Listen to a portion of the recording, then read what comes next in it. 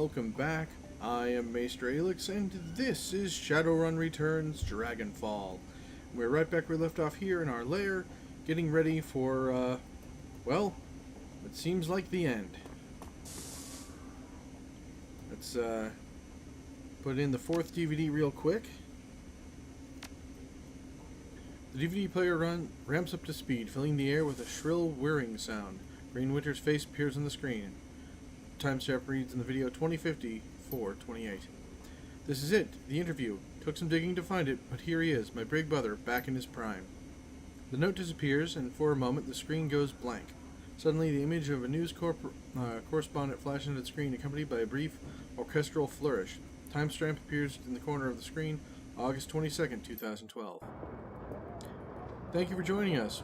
We are coming to you live from the ruins of Sangerhausen, the fifth Hearts Mountain, down shacked by the Dragon Flerswing. Standing by my side is the head of Deal Defense, Dr. Adrian Vauclair. Dr. Vauclair has been hailed as a leader for the effort bringing down Flerswing and the end of her reign of terror.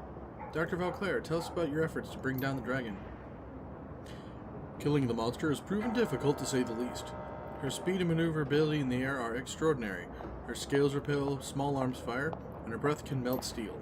Our R&D teams have been working around the clock to devise a weapon capable of downing the beast. In the interim, we are providing material support for the Luftwaffe's attempts to shoot her down via conventional means. Herr Vauclair, why are you directing Deal's defense energies to killing Federschwing? Are there corporate interests at play in this? Corporate interest? No. It's a matter of human interest. Innocent lives are being extinguished at an appalling rate. I'm in a position to help and put an end to the slaughter, and so I must. It's really that simple.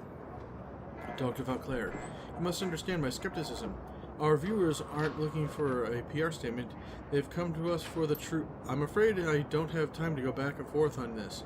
Your viewers can think whatever they wish. My concern is helping the people affected by this tragedy. In that case, Dr. Vauclair, I thank you for sharing your valuable time with us. You're very welcome. To the viewers at home, stay safe and watch the skies. Salvation is coming. I promise. Again, that was Dr. Adrian Vauclair, CEO of Deal Defense. Dr. Vauclair is the chief architect of the military's current plan to bring down the Dragon Flerswing. Stay tuned for more late-breaking news in the Battle of Hearts Mountains. We'll be right back. And with that, the video comes to an end. You find yourself dumped back into the menu screen. Track 2. Display goes blank for a moment. The face of Green Winters comes back on screen. The look of astonishment on his face. 2054-11-17. Holy shit! I just stumbled onto some of Adrian's old lab notes. I'm not going to say how I came across these. Someone might get hurt if the wrong people watch this. But I've checked them against Adrian's old handwriting samples, and they're legitimate. Holy shit! This is big. All right. Okay. Back up. Slow down. Breathe. Takes a moment to calm himself. Okay, so these notes, they pretty much confirm something I've always suspected. The Luftwaffe didn't shoot down Federschwing. I mean, they tried. They pumped thousands of rounds into the air around her. They lobbed rockets at her for months, lost a lot of attack helicopters and fighter craft in the process, but none of those were responsible for taking her down. The Dragonfall was caused by an experimental warhead, one that Adrian and his Deal Defense think tank designed. I don't understand the science of it, not even a little bit, but from what I can piece together, it looks like they designed some sort of chemical radiological agent that acts on the metagene. I don't think it was fully understood what they were doing. It was 2012 after all. I mean, the process worked, but I don't understand why. I don't know if they understand why it worked. Anyway, when a warhead full of this stuff comes into contact with a dual-natured creature, like a dragon, say, it drives a wedge between the creature's physical and astral forms. The body gets put into a sort of hibernation state, and the spirit is forced out. It also looks like this process can maintain the state of separation indefinitely, and it's a pretty horrifying thought.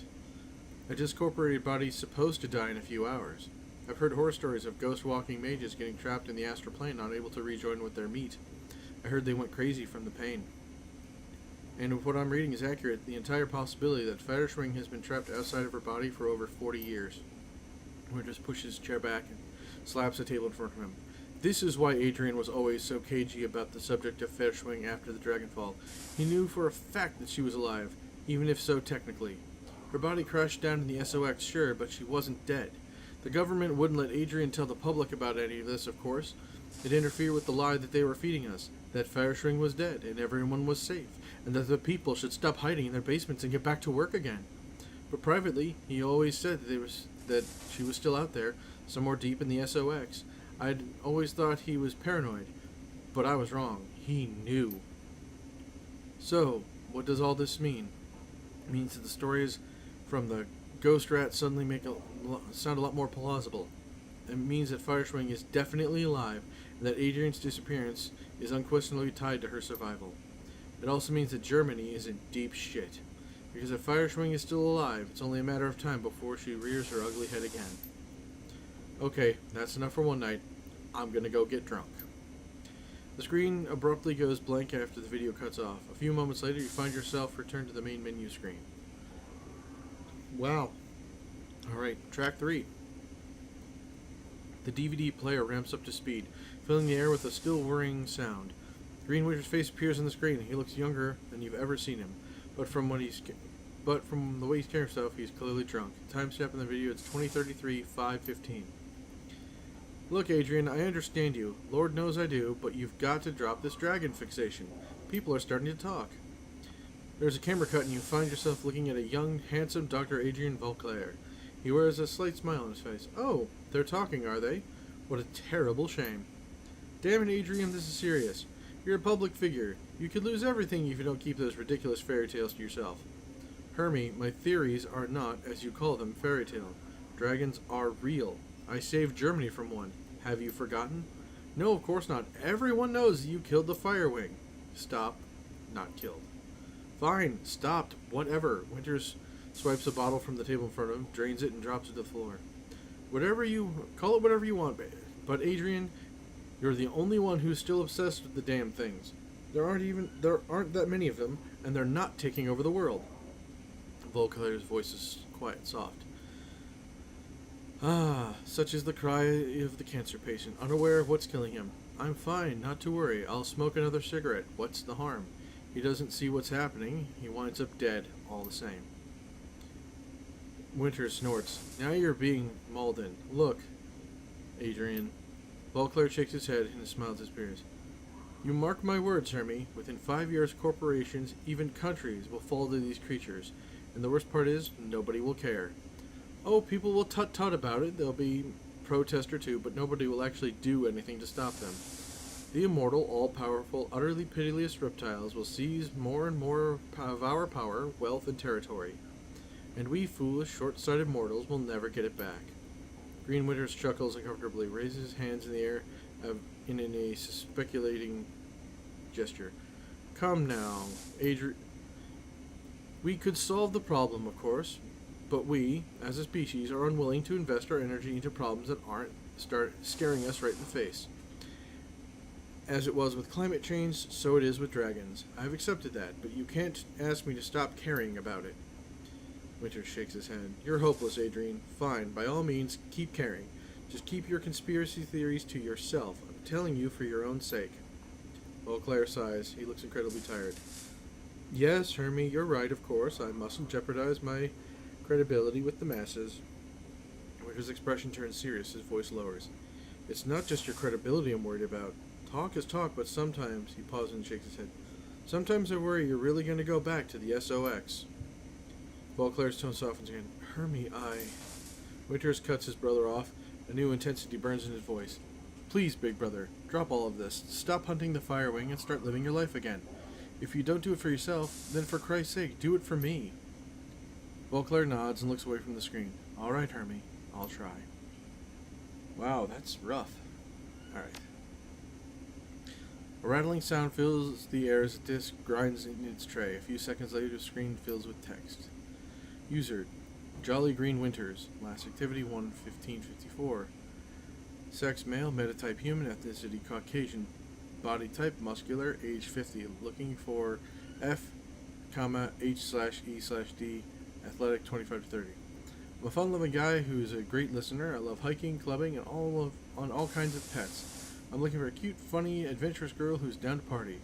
Don't respond to profiles without pics. No orcs, no trolls. Sorry, ladies. Well, that was unexpected. I'm gonna just eject that DVD and yeah, power down the DVD player and step away. Alright. Let's get this party started. Alright, I'm ready to go see Alice, Paul. Give me the password. I'm sorry, are you absolutely sure? Again, I will cancel all your remaining jobs once you leave the rabbit hole. Yes, we're ready. Lay it on me. Okay. Vulcangen. Once you are en route to the rabbit hole, with the funds and Alice's payment, I will cancel the team's remaining obligations. Understood. I have to say, Aiduken, this lifts an enormous weight off my shoulders. When Monica brought you on board, I was initially unsure about you. I could never have said that to anyone else, of course, but I kept you under watchful eye. I can see now I needn't doubted her judgment. She chose her successor well. Now please, go get the information from Alice. He claps a hand on your shoulder. We're one step closer to surviving this mess. Alright, everyone. We're one step closer.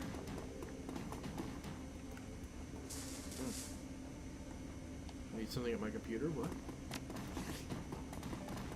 Decide what to do with the S technology. Ah.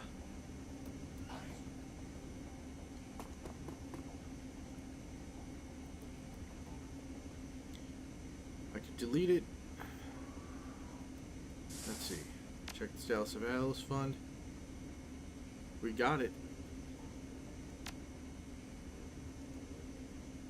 And then we get... Hold on a second. We get the...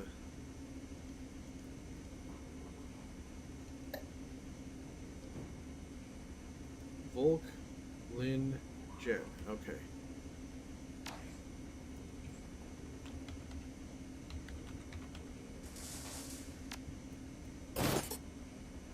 The funds disappear into your from your account. Moments later, a message pops up on the screen. Transfer complete. Sitting at the desk, sitting in its dock in the keyboard, a green LED blooms to life in Alice's cred stick. The trigger has been pulled. The rabbit hole awaits.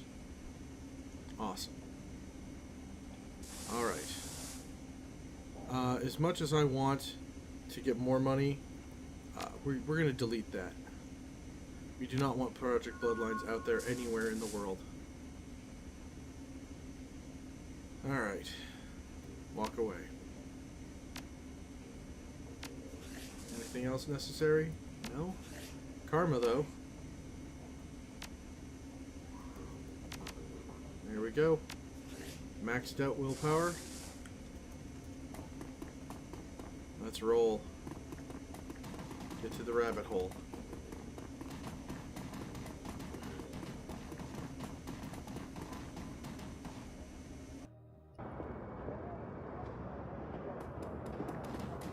And one last final check to see that there's nothing more we need.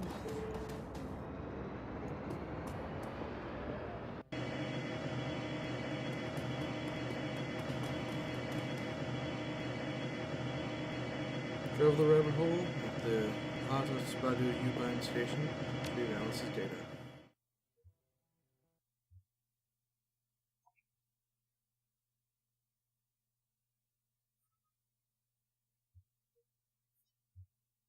Down the rabbit hole. The tiny credit stick feels heavy in your pocket, fat with the weight of hard-won new yen. The U-Bahn station swallows you up and sends you hurtling down the rabbit hole. Towards Alice, towards the information you've bled for.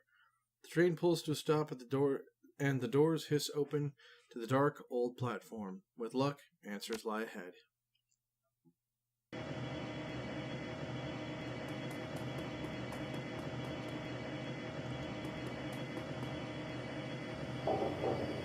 Alice's console stands alone against the filthy wall of the U-Bahn platform.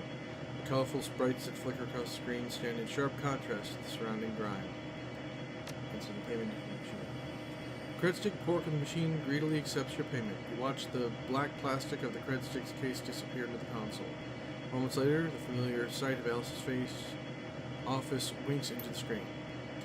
Something is wrong here. You can see it in Alice's face. Her eyes are open just a little too wide, her smile just a little too forced.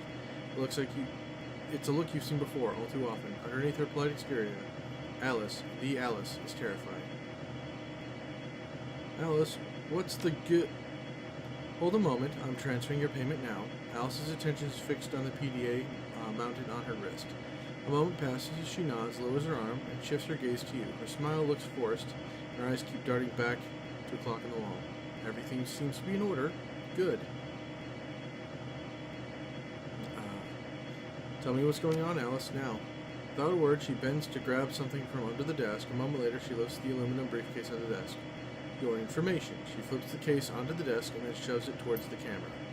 As the briefcase grows larger on the screen, you can hear the whine of motors spinning up an arcade cabinet's guts. With a smooth, mechanical motion, a generic brand optical chip slides out of the payment port in front of you. Alice kicks her seat back and stands. Her movements are becoming more and more erratic. Your answers are on the chip. She checks the clock again. Now, excuse me, I have to run. Alright. What are you running from, Alice? She pauses, then takes a deep breath and inhales it slowly.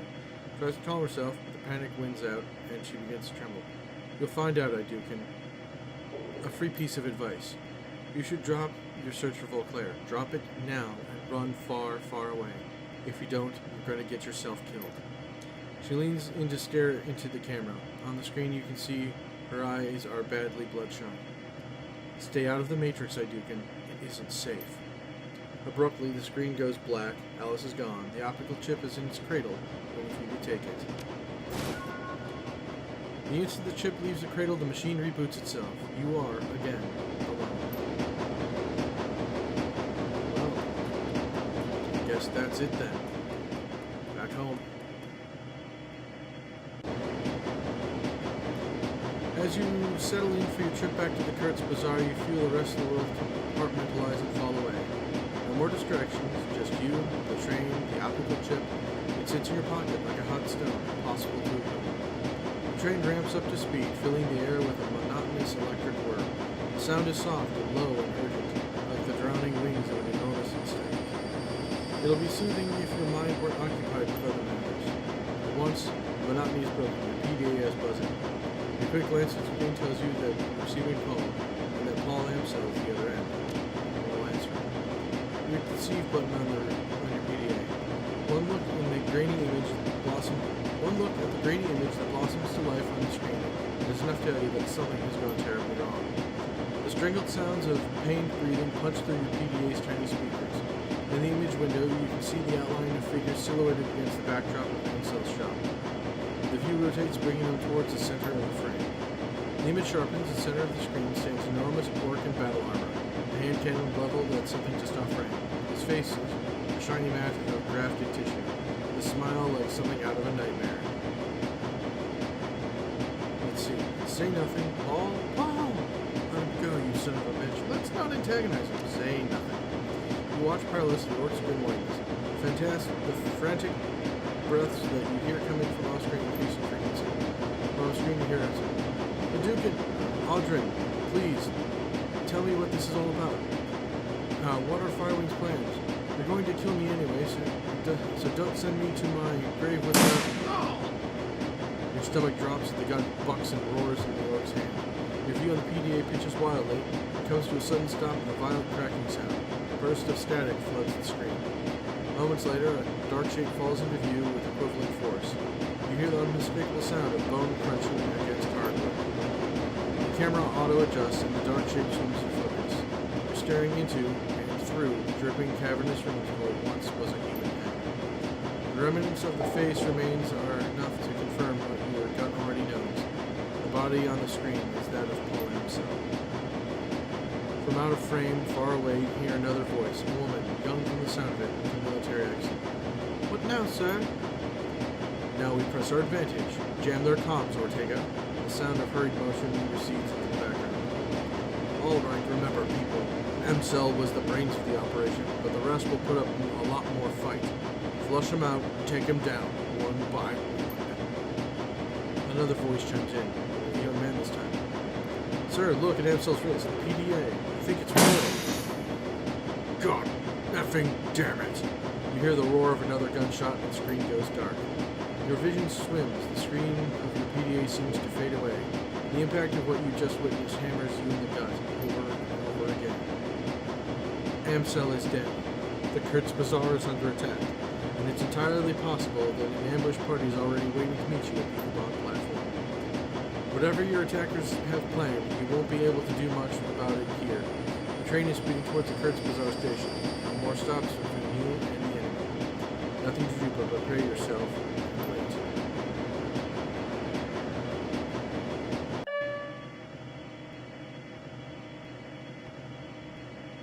And here's where I'll call it for this episode. Thank you all for joining me. I really hope you're enjoying this series as much as I'm enjoying making it for all of you. If you do, please remember to hit the thumbs up button and leave a comment down below. It really does help me and the channel out. Otherwise, check out the links in the description. There's some really great stuff down there. And thank you all for joining me, and I shall see you all next time.